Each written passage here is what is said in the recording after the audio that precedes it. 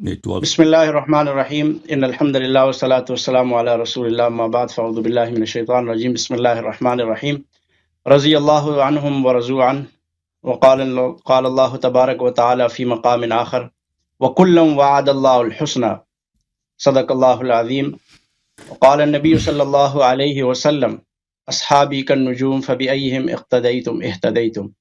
اللہ تعالیٰ نے قرآن کریم میں بے شمار آیات صحابہ اکرام کی شان میں نازل فرمائی، اور آپ نے کہا وہ خصوصاً ہیں، وہ خصوصی ہیں، اس میں عموم نہیں ہے، حالانکہ وہ عمومی آیات ہیں۔ آپ نے بالکل کذب بیانی کی، جھوٹ بولا۔ رضی اللہ آپ نے عنہم غدیر پہ بات نہیں کرنی؟ سنیں، اب میں غدیر پہ بات کر رہا ہوں، لیکن میں آپ کی باتوں کا جواب تو دوں گا۔ جو آپ نے کہا صحابہ اکرام کی آپ تکفیر کر کے آگے بڑھ رہے ہیں، اور آپ کہہ رہے ہیں کہ نہیں اس کا جواب نہ دیا جائے آپ کو۔ آپ نے سراسر زیادتی کی، آپ نے غلط بیانی کی، آپ نے کذب بیانی کی، اور آپ نے قرآن کریم میں تحریف کی۔ رضی اللہ عنہم ورضوا عنہ وکلا وعد اللہ الحسنى، یہ سب صحابہ کے بارے میں ہے، اور صحابہ ہوتے ہی وہ ہیں جو منافق نہ ہوں۔ جو منافق ہے وہ صحابی نہیں ہے، جو منافق ہے وہ صحابی نہیں ہے۔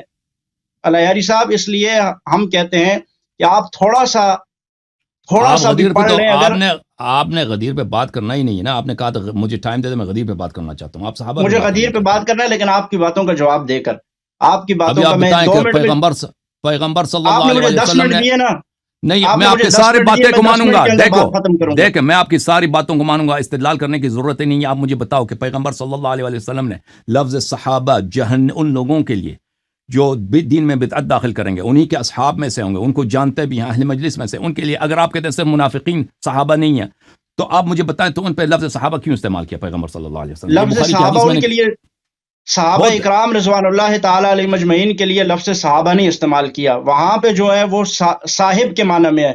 وہاں پہ منافق بھی حضور کی مجلس میں آیا کرتے تھے، اور عام ہر قسم کا بندہ آیا کرتا تھا حضور کی مجلس میں، اور ان کے لیے صاحب استعمال ہوا ہے۔ آپ اگر عربی کا الف با بھی جانتے ہیں تو صاحب کا آپ کو پتہ ہوگا کہ صاحب آپ کے ساتھ اگر تھوڑی دیر کے لیے کوئی بیٹھتا ہے، اس کو بھی آپ صاحب کہہ سکتے ہیں۔ آپ کے ساتھ بیٹھنے والا وہ صاحب ہی کہلاتا ہے۔ تو حضور علیہ السلام کی مجلس میں منافق بھی آتے تھے، تو ان کے لیے اللہ رب العالمین نے یہ استعمال کیا، اور ان کے لیے کہا کہ یہ جو لوگ منافق ہیں ان کے لیے حضور علیہ السلام کی یہ حدیث مبارکہ بھی ہے۔ ورنہ صحابہ اکرام کے متعلق کیا ہے؟ حضور علیہ ختم بات سنیں، ختم نہیں، ختم بات حضور علیہ السلام حضور علیہ ہمارا بھی السلام یہی کے عقیدہ صحابہ ہے، کے لیے ہمارا بھی یہ عقیدہ ہے کہ ان کے آپ مجلس کے میں یہ عقیدہ، منافق آتے بات تو تھے۔ پوری، آپ بات کیوں کاٹتے ہیں؟ آپ بات کیوں؟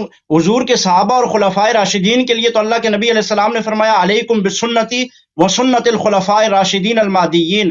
صحابہ کے جو خلفاء ہوں گے وہ جو کام کریں گے وہ سنت ہے، وہ ایسے ہی سنت ہے جیسے رسول اللہ صلی اللہ علیہ وسلم کی سنت ہے۔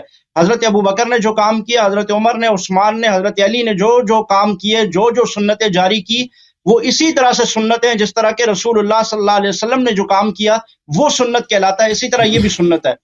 اور حضور علیہ السلام نے فرمایا کہ میرے بعد میرے صحابہ اکرام کی پیروی کرنا، اور صحابہ میں صرف چند صحابہ نہیں ہے، صحابہ میں اہل بیت اور صحابہ، جب ہم صحابہ کا لفظ بولتے ہیں تو اہل بیت بھی اس میں شامل ہوتے ہیں اور صحابہ بھی شامل ہوتے ہیں، خلفائے راشدین بھی شامل ہیں، ٹھیک ہے؟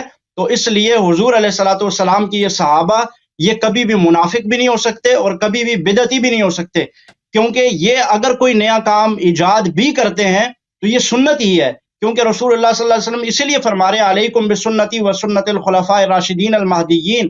اور صحابہ اکرام رضوان اللہ تعالیٰ علیہ مجمعین کا ہر کام وہ سنت ہے، وہ قطعاً بدعت ہو ہی نہیں سکتا۔ یہ آپ کی جہالت کی سب سے بڑی نشانی ہے کہ آپ حضرت ابوبکر، عمر، عثمان کے کام کو، حضرت علی کے کام کو ایک بدعت کام کہہ رہے ہیں۔ کیا حضرت علی نے جو کام کیے وہ بدعت ہے؟ کیا حضرت حسن نے جو کام کیے وہ بدعت ہے؟ کیا حضرت حسین نے وہ کام جو حضور کے بعد کیے وہ بدعت ہے؟ نہیں، قطعاً نہیں، کیونکہ یہ خود خلفائے راشدین ہیں، یہ صحابہ ہیں، یہ جو کام کریں گے یہ سنت ہی کہلائے گا۔ اس کے بعد غدیر خم پہ آپ وہاں آ جاتے ہیں تو حضور علیہ الصلوۃ والسلام نے آپ کے عقیدے کے مطابق حضرت علی المرتضیٰ شیر خدا کرم اللہ وجہ الکریم کو غدیر خم کے مقام پر ہاتھ بلند کر کے کیا کہا؟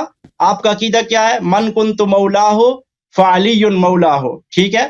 1 منٹ کے لیے میں ساری چیزوں کو دائیں بائیں سب کو پیچھے چھوڑ کے اس کو سب بالکل صحیح مان کے میں کہتا ہوں ٹھیک ہے، حضور علیہ السلام نے یہ فرمایا۔ 1 منٹ کے لیے بالکل اس کو تسلیم کرتے ہیں، آپ کے عقیدے کے مطابق اس کو مان لیتے ہیں۔ حضرت علی کا ہاتھ بلند ہو گیا، حضور نے حضرت علی کو کیا دے دی؟ امامت دے دی. ٹھیک ہے, آپ کے عقیدے کے مطابق امامت, خلافت یہ سب حضرت علی کو مل گئی. اب جب حضرت علی رضی اللہ تعالیٰ عنہ کو خلافت, امامت اللہ نے حضور کو بتایا ہوگا, ظاہر ہے وما ینطق عن الہوی ان ہوا الا وحی یوحی, نبی وہی بولتا ہے جو اللہ اس کو حکم دیتا ہے.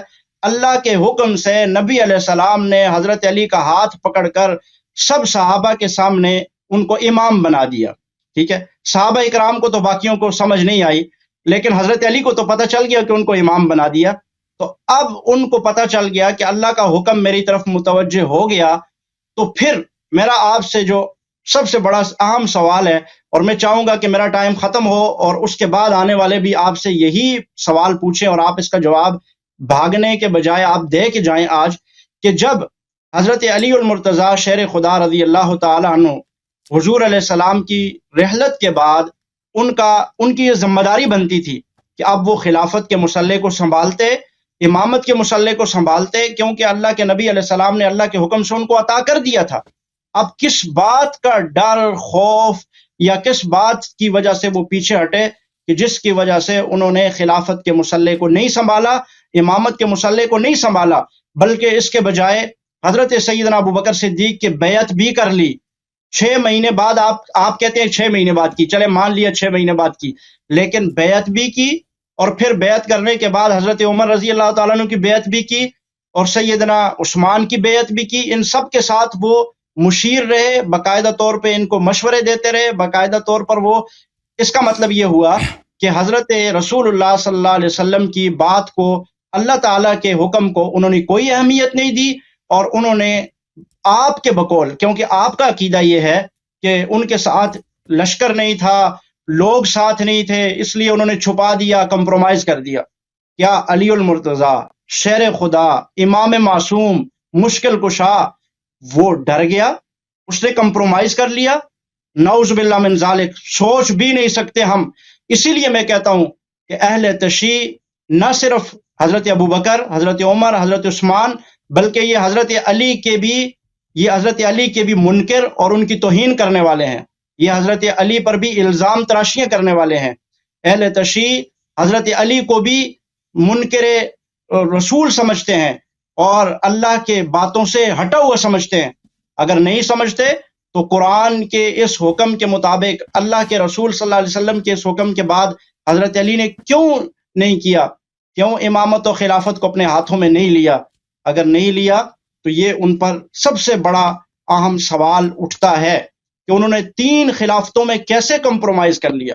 سب سے اہم بات یہیں پہ بات, آپ اس کی جو بھی جسٹیفیکیشن دیں گے کہ یہ ہو گیا وہ ہو گیا, لیکن جو بھی ہوا, حضرت علی نے ایک مرتبہ بھی کوئی اس انداز میں جوابی کارروائی نہیں کی یا کوئی اس انداز میں آواز نہیں اٹھائی اپنی خلافت امامت کے لیے کہ جس سے لگتا ہو کہ واقعی اللہ کے نبی علیہ السلام نے ان پر جو ذمہ داری دی تھی انہوں نے اس ذمہ داری کو پورا کیا.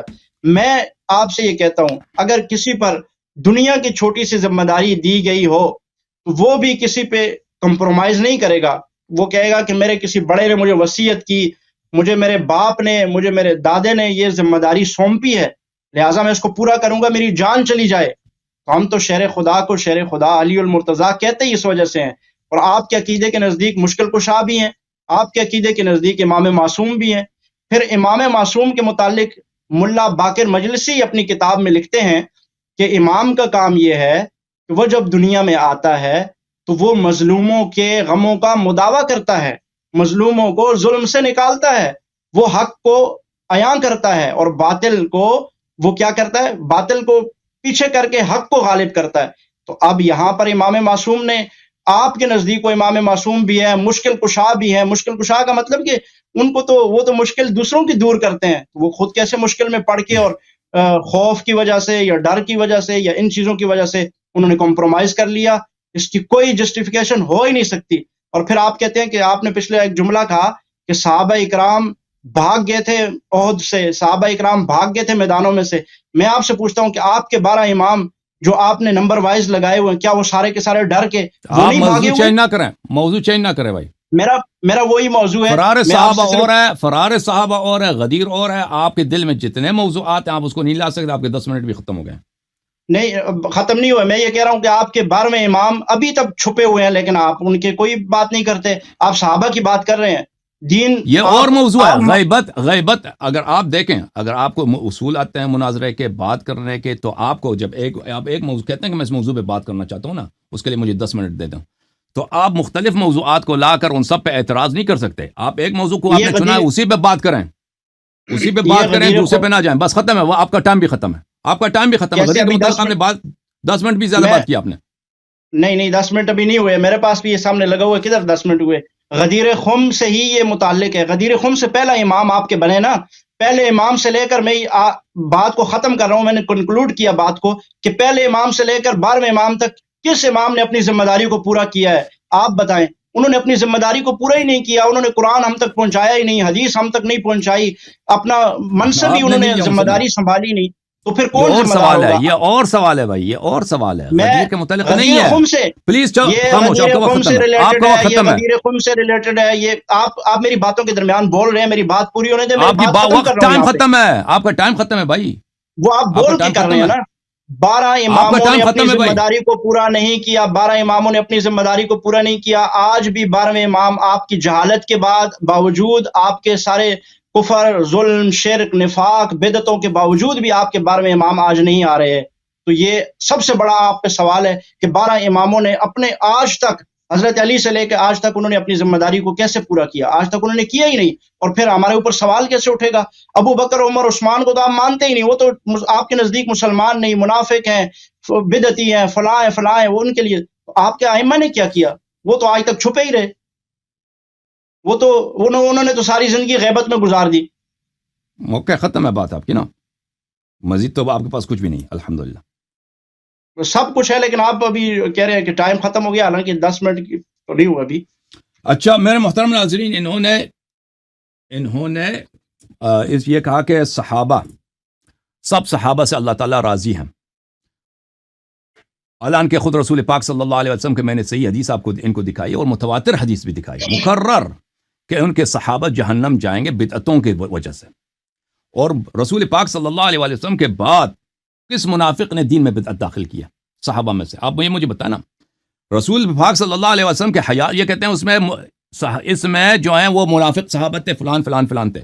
ہم بھی کہتے ہیں منافق صحابت تھے، لیکن یہ کہتے صحابہ ہیں عام منافق نہیں تھے، صحابہ منافق نہیں تھے. نہیں تھے. منافق صحابہ کو کہتے ہی نہیں ہے، منافق صحابی ہوتا ہی نہیں ہے. اب میری باری. یہ رسول پاک صلی اللہ علیہ وسلم سے تم جھگڑا کرو کہ رسول پاک صلی اللہ علیہ وآلہ وسلم نے کیوں صحابہ سے کہا ہے کہ یہ جہنم میں جائیں گے. اب میری بات نہ کاٹیں، لاسٹ وارننگ ہے بھائی، دیکھ پھر لاسٹ وارننگ ہے. اوکے میرے بھائی، میری بات آپ میری آخری طرف دفعہ منسوخ کر کے غلط بیانی کر رہے ہیں، آپ غلط بیانی کر رہے ہیں، میں نے یہ نہیں کہا، آپ نے کیا آپ کہا؟ میری طرف منسوخ.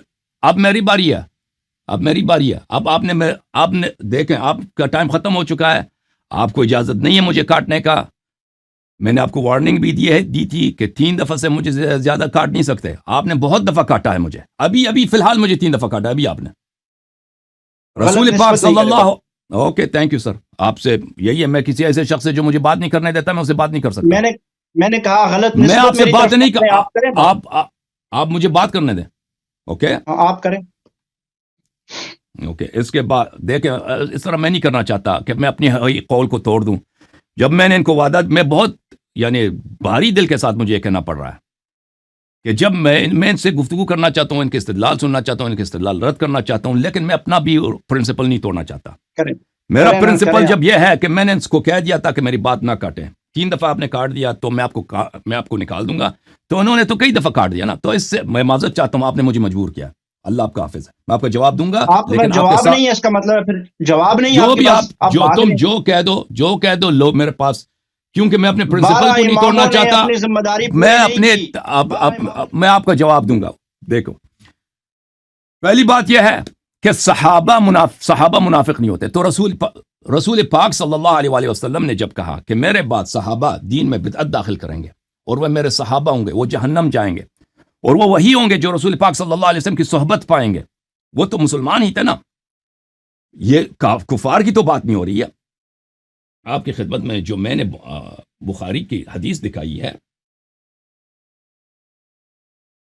میں چاہتا تھا کہ آپ سے بات کروں میرے بھائی، لیکن عمر صاحب میں آپ سے چاہتا تھا کہ بات کروں، لیکن میں نہیں چاہتا کہ میں اپنی پرنسپل کو لوگوں کے سامنے بار بار توڑ دوں اور کہہ دوں کہ بھائی جو مجھے کاٹتا ہے میں اس کو مزید ٹائم دینے کی میں اس سے بات کروں گا، گفتگو کروں گا، تو یہ میری لیے کمزوری ہوگی اگر ایسا میں کروں، تو آپ نے مجھے مجبور کیا میں آپ سے بات نہ کروں۔ یہ کتاب ہے بخاری، اس کتاب میں نے آپ کو دکھا دیا میرے محترم ناظرین، احادیث ہم نے آپ کو دکھا دیا، صحیح البخاری، یہ یا رب اصحابی باب الحوض، اے رب میرے صحابہ، انک لا تدری ما احدثوا بعدک، یہ کہتے ہیں یہ صحابہ نہیں ہے، یہ وہی تھے جو بعد الرسول صلی اللہ علیہ وسلم، انک لا تدری ما احدثوا بعدک، تجھے نہیں معلوم کہ انہوں نے تیرے بعد دین میں کیا کیا بدعتیں داخل کی ہیں، دین میں انہوں نے بدعتیں داخل کی ہیں۔ اس کے بعد بہت ساری دوسرے احادیث میں نے شامل دکھا دیے۔ رسول پاک صلی اللہ علیہ وسلم نے انہی افراد پہ صحابی کا لفظ کا اطلاق کیا ہے اور ان کو جہنمی بھی کہا ہے، اور یہ وہی افراد تھے جو رسول پاک صلی اللہ علیہ وسلم کی صحبت میں جاتے تھے، ان کے دل میں ایمان نہیں تھا، اور بعد رسول صلی اللہ علیہ وسلم کے بعد انہوں نے دین میں بدعت داخل کیا۔ آپ کے نزدیک تو کسی صحابی نے رسول پاک صلی اللہ علیہ وسلم نے دین میں بدعت داخل ہی نہیں کیا، تو کون تھا وہ جنہوں نے رسول پاک صلی اللہ علیہ وسلم کے بعد ان کے لفظی طور پر صحبت بھی پایا ہے، ان کے ساتھ بیٹھے بھی ہیں، ان کے مرنے کے بعد انہوں نے دین میں بدعت داخل کیا؟ وہ کون ہے؟ آپ مجھے ایک دو کا نام بتاؤ، وہ کون ہے؟ پھر یا تو رسول پاک صلی اللہ علیہ وسلم کے بولے وہ جھوٹ کہہ رہے تھے، ان کو پتہ نہیں تھا نستجیرو باللہ، اگر وہ سچ کہہ رہے تھے تو ایسے افراد تھے جو بظاہر مسلمان بھی تھے، صحبت بھی پایا تھا، پیغمبر صلی اللہ علیہ وسلم کے وفات کے بعد انہوں نے دین میں بدعت داخل بھی کیا، وہ کون تھے لوگ؟ مجھے بتاؤ، ٹھیک ہے نا؟ تمہارے پاس تو کوئی دلیل تو ہے نہیں ہے کہ صحابہ سب مخلص ہوتے ہیں، سب مومن ہوتے ہیں، اس کی دلیل کہاں ہے؟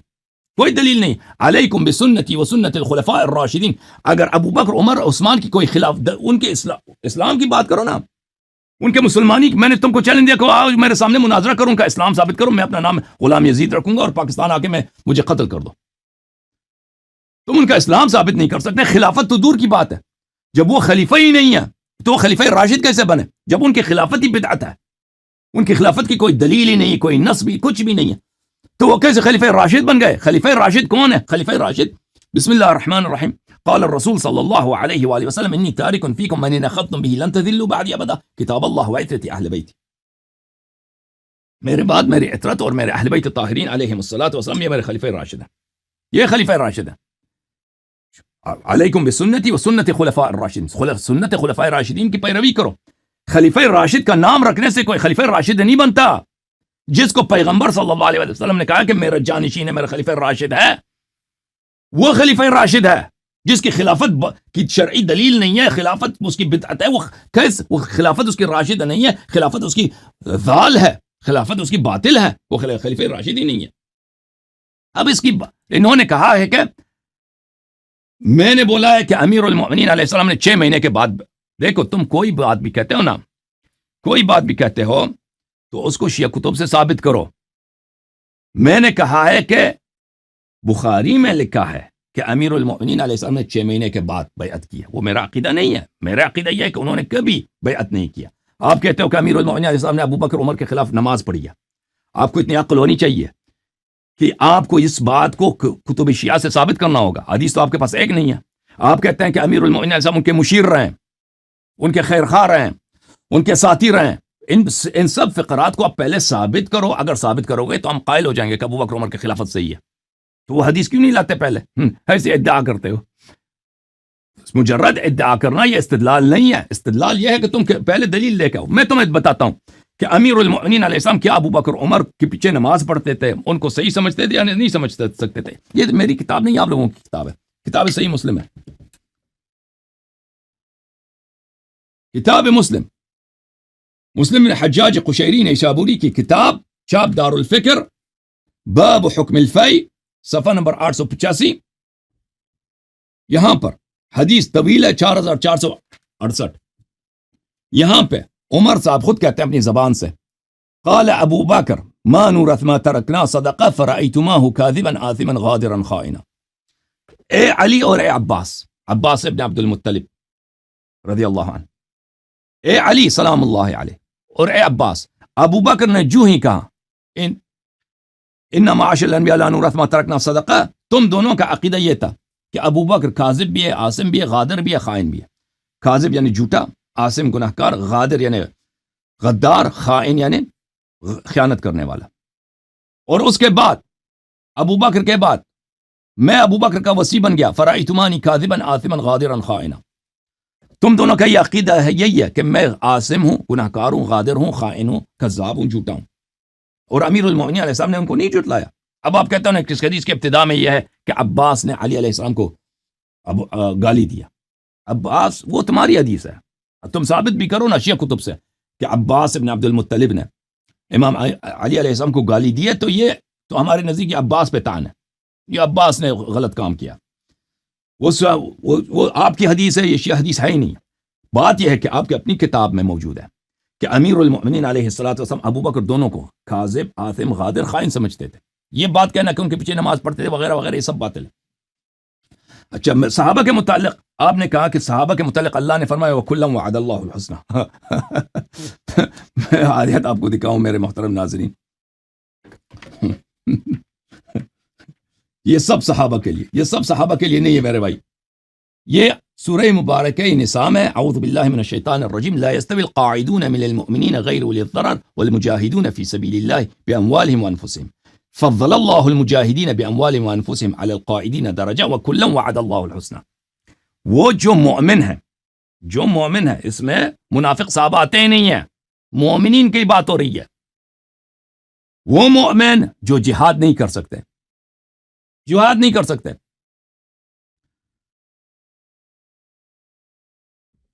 مگر یہ کہ وہ مثلا کوئی اندھا ہے، کچھ ہے، وہ اس کو جہاد کرنے سے یہ قاصر ہے.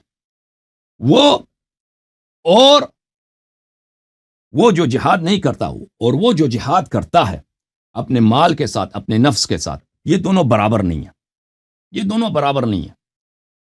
اچھا، فضل اللہ المجاہدین باموالہم وانفسہم علی القاعدین درجہ. فضیلت دی ہے اللہ نے جو مال سے، نفس سے جہاد کرتا ہے، ان کے مقابلے میں جو جہاد نہیں کرتا، ان کے مقابلے میں ان کو فضیلت دی ہے. ہاں، وَكُلًّا وَعَدَ اللَّهُ الْحُسْنَى. اللہ نے سب کو حسن آخرت کا وعدہ دیا ہے. لیکن یہ کس کے لیے؟ مومنین کے لیے، جس کے دل میں ایمان ہے. جو خائن نہیں ہے اس کی بات ہو رہی ہے، دوسروں کی بات نہیں ہو رہی ہے. اچھا،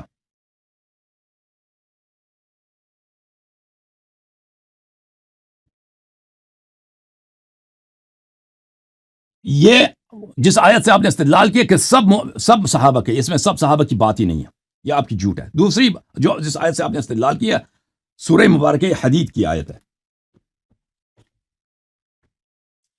سورہ مبارکہ حدید کی آیت ہے نا. پہلے آیت انسان آیت کو پڑھتا ہے، آیت کا ترجمہ کرتا ہے، اس کی شرح کرتا ہے، پھر کہتا ہے یہ آیت کیسے دلالت کرتا ہے سب پر کہ جس نے بھی صحبت پایا. پیغمبر صحابہ کی تعریف کیا ہے آپ لوگوں کے نزدیک؟ صحابہ کی تعریف یہ ہے کہ جس نے پیغمبر صلی اللہ علیہ وسلم کو ایک لمحے کے لیے بھی درک کیا ہے اور اسلام لایا، ظاہر اسلام میں کلمہ، وہ صحابی ہے.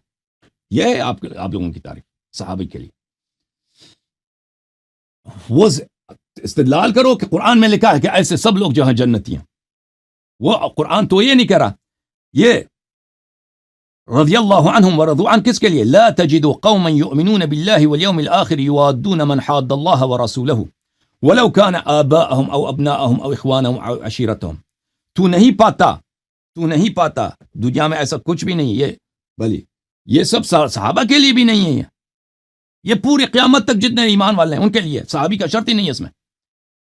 تو نہیں پاتا کہ ایک قوم ایسا ہو کہ اللہ اور رسول پہ ایمان رکھتا ہو، محبت کرتے ہوں ان سے جو اللہ اور رسول کے دشمن ہیں، گرچہ وہ ان کے آبا ہوں، ان کے بیٹے ہوں، ان کے اخوان ہوں، یا ان کے قبیلے والے ہوں. یہ ان لوگوں کے لیے ہے جن کے قبیلے والے کافر ہیں، مشرک ہیں، اور وہ ان سے محبت نہیں کرتا، ان سے دوستی نہیں کرتا، ان سے وفا نہیں کرتا، اس لیے کہ یہ کافر ہیں. آپ کے اپنے کتب میں ہے کہ عمر جو ہے وہ اسلام ہی نہیں لایا اس وقت تک جب کہ اس کے کافر نے اس کو پناہ ہی نہیں دی. کافر سے تو اس کو محبت تھی، وہ کافر کے پناہ میں تھا. وہ کافر کے پناہ سے کب نکلا تھا عمر؟ وہ ہمیں دکھا دو. اولئک کتب اللہ فی قلوبہم الایمان وایدہم بروح منہ. ان لوگوں کو، اس میں صحابہ کی شرط نہیں ہے، آج کی دنیا میں بھی کوئی ایسا ہو نا کہ ایک شخص ہے، اس کا باپ ہے، اس کا بھائی ہے، اس کا قبیلے والے ہیں، وہ اسلام سے، پیغمبر صلی اللہ علیہ وسلم، اہل بیت علیہ السلام سے دشمنی رکھتے ہیں، ان سے وہ محبت نہیں کرتا، ان کی مخالفت کرتا ہے، ایسے شخص آج بھی اسی آیت کا مصداق ہے. اس میں صحابہ کی بات ہی نہیں ہے. وَيَدْخِلُهُمْ جَنَّاتٍ تَجْرِي مِن تَحْتِهَا الْأَنْهَارُ خَالِدِينَ فِيهَا رَضِيَ اللَّهُ عَنْهُمْ وَرَضُوا عَنْهُ. اللہ ان سے راضی ہو، وہ اللہ سے راضی ہیں. أُولَٰئِكَ حِزْبُ اللَّهِ أَلَا إِنَّ حِزْبَ اللَّهِ هُمُ الْمُفْلِحُونَ. اس میں صحابہ کی بات ہی نہیں ہے. ٹھیک ہے نا؟ اگر آپ کہتے ہیں کہ ابو بکر عمر نے، ان کے قبیلے والے تو سب مشرک تھے، انہوں نے اپنے قبیلے والوں سے بلی جہاد کیا، تو ہمیں دکھا دو، وہ تو ہمیں دکھاؤ کہ انہوں نے کہاں پر ابو بکر عمر نے اپنے قبیلے والوں سے جہاد کیا. رسول صلی اللہ علیہ وسلم سے وفا کی ہے، اور اس وفا کی وجہ سے اپنے قبیلے والوں سے جہاد کیا. دکھاؤ ہمیں عثمان نے کب جہاد کیا ہے، وہ دکھاؤ ہمیں اس نے اپنے قبیلے والوں سے جہاد کیا ہو. دکھاؤ. میں نہیں کہتا کہ اس میں صحابہ شامل نہیں، اس آیت میں صحابہ شامل ہے، لیکن وہ ابو بکر عمر عثمان نہیں ہے، وہ اور صحابہ، وہ مخلص صحابہ کی بات ہو رہی ہے. اب آپ نے کہا کہ امیر المؤمنین علیہ الصلاۃ والسلام نے ان کا حق غصب ہوا ہے، تو انہوں نے بھلے کیوں بیعت کی ابو بکر کی؟ پہلے ثابت کرو کہ ابو بکر کی بیعت کی ہے، پھر عمر کی بیعت ثابت کرو کہ عمر کی بیعت کی ہے. جی ہاں، انہوں نے جہاد نہیں کیا اس لیے کہ انصار نہیں تھے ان کے پاس. ان کا جواب خود ان کے زبانی سن لو، کتاب الاحتجاج سے. کتاب الاحتجاج للطبرسی رحمہ اللہ، الجزء الاول، صفحہ نمبر 446. امیر المؤمنین علیہ الصلاۃ والسلام ہمیشہ کہتے تھے کہ میں مظلوم ہوں. اچھا، اشعث ابن قیس جو ابو بکر کی بہن کا شوہر تھا، اس نے کہا یا امیر المؤمنین لما لم تضرب بسيفك ولم تطلب بحقك؟ قال يا اشعث قلت قولا فاسمع الجواب وعه واستشعر الحجة ان لي اسوة بستة من الانبیاء. اشعث ابن قیس، تو نے کہا، اشعث ابن قیس نے پوچھا کہ آپ کہتے ہیں ابو بکر عمر نے میرا حق چھین لیا، تو ان سے کیوں جہاد نہیں کیا آپ نے اپنے حق چھیننے کے لیے؟ تو فرمایا کہ تم نے ایک سوال کیا تو اس کا جواب سن لو. میرے پاس 6 انبیاء کے نمونے ہیں قرآن میں، 6 انبیاء کے اسوے ہیں قرآن میں. اولهم نوح علیہ السلام حیث قال فدعا ربه انی مغلوب فانتصر. پہلی بات یہ ہے کہ نوح علیہ السلام نے قرآن میں کہا کہ نوح نے اپنے رب کو پکارا اور کہا انی مغلوب فانتصر، یا رب مجھے شکست ہو گئی ہے، قوم انا مغلوب، میری قوم نے مجھے شکست دی، میں بے بس ہو گیا ہوں، میں بے بس ہوں، میرے پاس نہیں ہے کوئی چارہ کار اپنے قوم کا مقابلہ کرنے کے لیے. فانتصر، مجھے نصرت دے. فإن قال قائل ان هذا لغیر خوف فقد کفر. اگر کوئی شخص یہ کہے کہ نوح علیہ السلام نے یہ جو کہا ہے کہ انی مغلوب، میرے پاس چارہ نہیں ہے، بس نہیں ہے قوم کا مقابلہ کروں، یہ اپنے قوم سے خائف نہیں تھے، اپنے قوم کی ہیبت سے، اپنے قوم کی تلوار سے نوح علیہ السلام خائف نہیں تھے، کافر ہیں. نوح نے خود کہا کہ میں مغلوب ہوں. وَإِلَّا فَالْوَصِيُّ أَعْذَرُ. پس اگر اس کو مانتے ہو کہ نوح علیہ السلام نبی ہو کر اپنے قوم کے تلوار، اپنے قوم کے جنگ سے، اپنے قوم کے مقابلہ کرنے سے وہ خائف ہیں، اگر وہ معذور ہیں تو میں ان انبیاء کا وصی ہوں، میرا عذر بھی ہے، میں ان سے زیادہ عذر رکھتا ہوں. وثانيهم لوط علیہ السلام، دوسرا لوط علیہ السلام، لو ان لي بكم قوة او آوي الى ركن شديد فإن قال قائل انه قال هذا لغير خوف فقد كفر وإلا فالوصي اعذر. دوسرا حضرت نوح علیہ السلام، حضرت لوط علیہ السلام. لوط نے کیا کہا؟ لوط نے یہ کہا کہ لوط کے قوم داخل ہو گئے ان کے گھر، ان کے مہمان تھے، جبرائیل علیہ السلام اور ملائکہ مقربین آئے تھے انسان کے روپ میں. تو قوم داخل ہو گئے، کہا کہ ہم آپ کے مہمانوں کے ساتھ لواط کرنا چاہتے ہیں. یہ سورہ ہود میں ہے. لوط علیہ السلام نے کہا یہ کاش میرے پاس قوت ہوتا، طاقت ہوتا، میں آپ سے لڑتا. اگر کوئی کہہ دے کہ یہ لوط علیہ السلام کے پاس قدرت تھا، طاقت تھا، جہاد تھا، اس لیے جہاد نے اس کے باوجود جہاد نہیں کیا، تو وہ کافر ہے.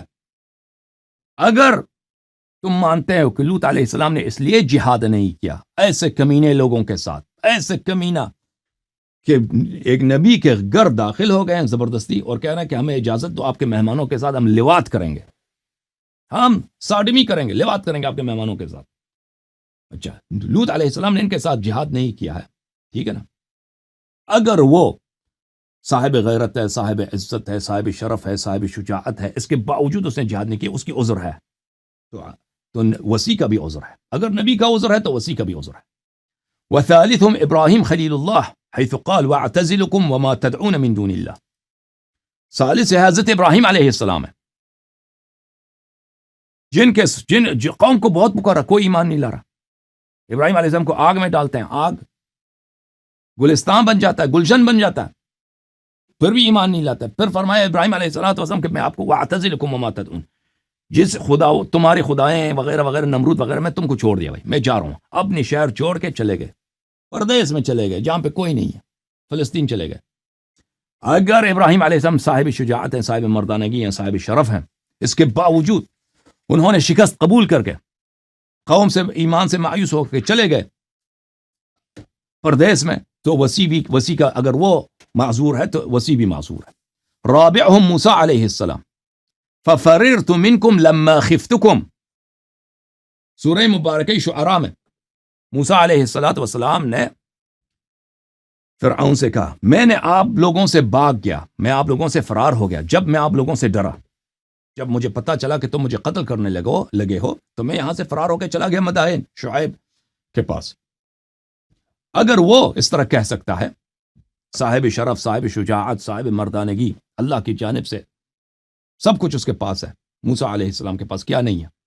اگر وہ کہہ سکتا ہے تو وسیع علیہ السلام بھی یہ کہہ سکتے ہیں کہ اگر ان کے پاس ساتھی نہیں ہے تو اپنے وقت کے فرعون کے سامنے وہ جہاد نہ کریں.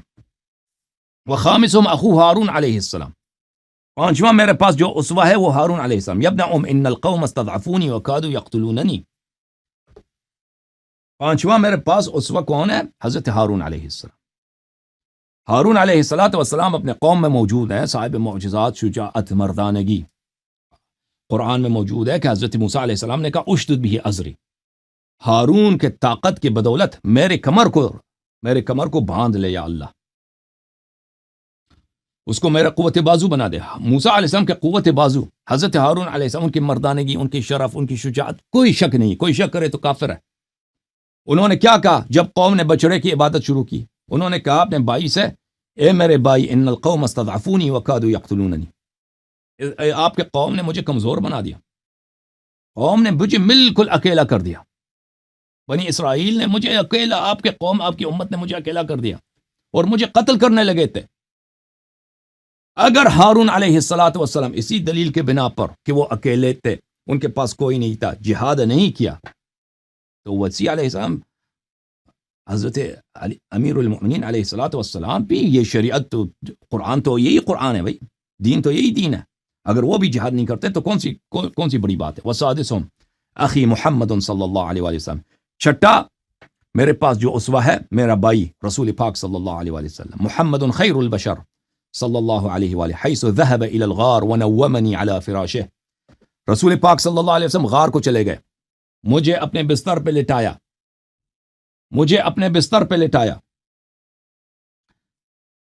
تو نبی کریم صلی اللہ علیہ وسلم رکھ جاتے نا، اپنے شہر ہے، مکہ ہے، حضرت ابراہیم علیہ السلام کا حرم ہے، کعبہ ہے ادھر.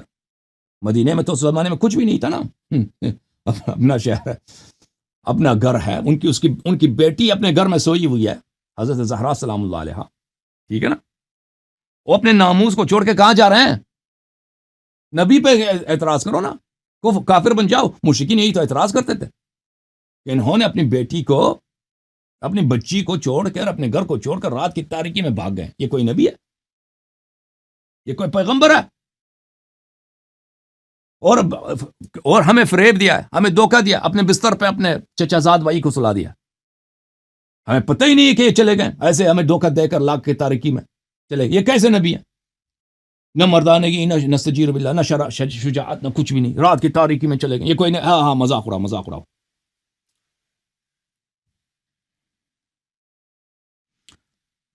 تو اگر نبی کریم صلی اللہ علیہ وآلہ وسلم اپنے شرف، اپنی ناموس، اپنی بیٹی کو اپنے گھر چھوڑ کے، اپنے بھائی کو اپنے بستر پہ سلا کے، اس طرح کفار کو دھوکہ دے کر، ان کے ساتھ اس طرح مکر کر کے کہ وہ نہ سوچیں کہ پیغمبر صلی اللہ علیہ وسلم یہاں سے گئے، وہ رات کی تاریکی میں جاتے ہیں، غار میں چھپ جاتے ہیں. یہ غار میں چھپ جاتے ہیں، کیونکہ ان کے پاس طاقت نہیں ہے، کیونکہ ان کے پاس فوج نہیں ہے، کیونکہ پوری ان کے قوم جو بدبخت قوم ہے. قوم ان کی کیا، کون سی قوم؟ بدبخت قوم ہے. قریش والے، مکے والے بدبخت ہیں. اس کے بجائے کہ اس نبی صلی اللہ علیہ وسلم پہ ایمان لائے، تصدیق کریں، ان کہہ رہے ہیں کہ یہ ساحر ہے، جادوگر ہے، جھوٹا ہے، شاعر ہے، کیا کیا، اور اس کو قتل کرنے لگے. اگر وہ رک جاتے ہیں تو قتل ہو جاتے ہیں. تو اس نبی صلی اللہ علیہ وسلم کے لیے جائز ہے، بلکہ ان کے لیے واجب ہے کہ وہاں سے نکل جائیں. تو وسیع علیہ الصلوۃ والسلام کے لیے فَإِنْ قَالَ قَائِلٌ إِنَّهُ ذَهَبَ إِلَى الْغَارِ لِغَيْرِ خَوْفٍ فَقَدْ كَفَرَ. اگر کوئی شخص کہہ دے کہ رسول پاک صلی اللہ علیہ وسلم کو اپنی جان کا خطرہ ہی نہیں تھا، اپنی جان پہ وہ خائف ہی نہیں تھے، وہ ایسے ہی چلے گئے، بلا وجہ چلے گئے، تو یہ کافر ہے بھائی. نہیں، ان کو اپنی جان کا خوف تھا، اپنی جان کا خطرہ تھا پیغمبر کو صلی اللہ علیہ وسلم، تبھی غار پہ گئے ہیں بھائی. غار میں وہ غار ثور میں بلا وجہ نہیں گئے، جان پہ خائف ہے، اپنے جان پہ مجھے قتل ہو جاؤں گا. تو اگر وہ اپنی جان پر خوف کی وجہ سے غار ثور چلے جاتے ہیں تو امیر المؤمنین علیہ السلام، جب سب قبائل دشمن تھے امیر المؤمنین علیہ السلام کے. میں آپ کو کچھ احادیث دکھاؤں تاکہ بالکل آپ کی طبیعت صاف ہو جائے. یہ کتاب ہے صحیح بخاری، شعب دار احیاء التراث العربی. یہاں پہ ملاحظہ فرمائیے، اس کتاب میں صفحہ نمبر 31 میں باب علامت المنافق میں، منافق کی علامت میں کیا حدیث ہے؟ اربع من کن فیہن منافقا، اربع من کن فیہ کان منافقا خالصا. جس شخص میں یہ 4 باتیں ہوں تو وہ خالص منافق ہے. ومن كانت فيهن خصلة منهن كانت فيه خصلة من النفاق حتى يدعها. اور جس میں ان 4 خصلتوں میں سے ایک خصلت ہے تو وہ اسی خصلت کے لحاظ سے منافق ہے جب تک کہ اس خصلت کو رہا کرے. کون سے 4 خصلت ہے؟ ایک، اگر اس کو امانت دے دو تو امانت میں خیانت کرے گا. وَإِذَا حَدَّثَ كَذَبَ، اور بات کرے تو جھوٹ بولتا ہے. وَإِذَا آحَدَ غَدَرَ، اور اپنے وعدے پہ غدر کرتا ہے، وعدے پہ غدر کرتا ہے، وعدے پہ غدر کرتا ہے. یہ منافق کی علامت ہے. چوتھا علامت کیا ہے؟ چوتھا علامت ہے وَإِذَا خَاصَمَ فَجَرَ، اگر کسی سے دشمنی ہو تو وہاں پہ فجور کا مرتکب ہو جاتا ہے. یہ مسلم میں بھی ہے، دوسری کتب میں بھی ہے. غدر کا کیا مطلب ہے میرے عزیز؟ نبی کریم صلی اللہ علیہ وسلم نے شرح دی کہ اگر کسی شخص سے وعدہ کیا ہو، عہد کیا ہو تو عہد کو توڑا جائے. یہ کتاب تفسیر ما فی صحیحین البخاری و مسلم. یہاں پر صفحہ نمبر 412 میں غدر کا ترجمہ کیا ہے. غدر ضد الوفا، وفا کے مقابلے میں وفا کا نقیض ہے، وہ نقض العہد. کسی وعدے کو، کسی عہد کو، کسی بیعت کو توڑنا، اس کو کہتے ہیں غدر. اچھا، جب یہ سمجھ میں آئی عزیزو تو آپ کو کچھ احادیث دکھا دیتے ہیں.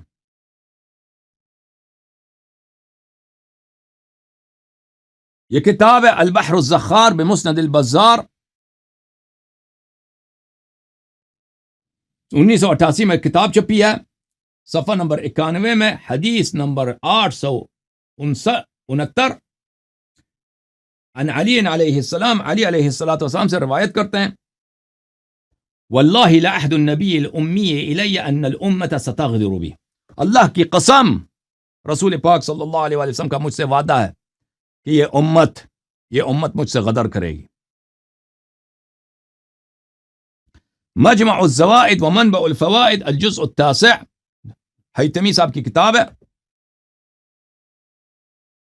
ان ثعلبہ واللہ انه لعہد النبی الامی ان الامت ستغدر بی، رواہ البزار وفیہ علی بن قادم وقد وثق وضعف. باقی سب رجال اس کے صحیح ہیں، ایک علی بن قادم ہے، بعض نے توثیق کی ہے، بعض نے اس کی تصحیف کی ہے. بغیۃ الباعث عن زوائد مسند الحارث، دوسری سند کے ساتھ.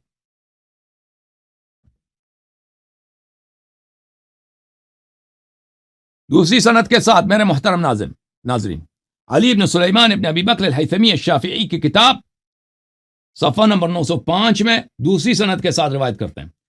عن علی رضی اللہ عنہ قال قال رسول اللہ صلی اللہ علیہ وآلہ وسلم ان هذه الامت ستغدر بک، یہ امت بعدی، میرے بعد، میرے وفات کے بعد یہ پوری امت آپ سے، یہی امت آپ سے وہ غدر کرے گی، آپ سے وعدے کو، آپ سے عہد کو توڑے گی. المطالب العالیہ بزوائد المسانید الثمانیہ، تالیف حافظ ابن حجر العسقلانی، جز نمبر 4. ملاحظہ فرمائیے اس کتاب میں کئی اسانید کے ساتھ نقل کرتے ہیں. ثعلبہ بن یزید سے، بلے ابو ادریس الاودی سے، زید الحمانی سے، سمعت عليا عليه السلام يقول والله إنه لعهد النبي الأمي إنهم سيغدرون بك من بعدي، إن هذه الأمة ستغدر بك من بعدي، والله إنه لعهد النبي الأمي إلي صلى الله عليه وآله وسلم أن هذه الأمة ستغدر بي، یہ امت مجھ سے غدر کرے گی، یہ امت مجھ سے خیانت کرے گی. اچھا، اچھی بات ہے. تو کیا ہوا میرے محترم ناظرین؟ رسول پاک صلی اللہ علیہ وسلم کے ساتھ امت نے غدر کیا، پوری امت نے، سوائے چند افراد کے غدر کیے. آپ کے اپنی کتب میں موجود ہے الحمدللہ رب العالمین. جہاں تک یہ بات انہوں نے کہا نا کہ 12 امام نے اپنے فرائض انجام نہیں دیے. جو فرائض حضرت ابراہیم علیہ السلام نے انجام دیے تھے نا، وہی فرائض ہمارے 12 امام نے انجام دیے. جو حضرت لوط علیہ السلام، جو حضرت نوح علیہ السلام، جو حضرت ہارون علیہ السلام نے انجام دیے، وہی 12 امام نے انجام نہیں دیے. اگر آپ کہتے ہیں کہ ہم کو حدیث نہیں دیا، ہم کو تو دیا نا، تم نے لیا نہیں. انہوں نے سب کو حدیث دیا ہے، تم نے ان سے حدیث نہیں لیا، تم نے ان کے مخالفین سے، ان کے ظالمین سے حدیث لیا، تو ان کا قصور نہیں ہے. جہاں تک 12 امام کی غیبت کا تعلق ہے، اگر رسول پاک صلی اللہ علیہ وسلم رات کی تاریکی میں اپنی بیٹی کو چھوڑ کر غار میں پناہ لے سکتے ہیں، تو ان کا آخری حجت اللہ کے حکم سے ان کے لیے بھی، بھلے امت کے آنکھوں سے، جو ان کے خون کا پیاسا ہے، ان کے ہاتھوں سے دور رہنے کے لیے اگر وہ غائب ہو جائے آنکھوں سے، تو اس میں کوئی حرج نہیں. تو میرے محترم ناظرین، آپ سب کو بہت شکریہ.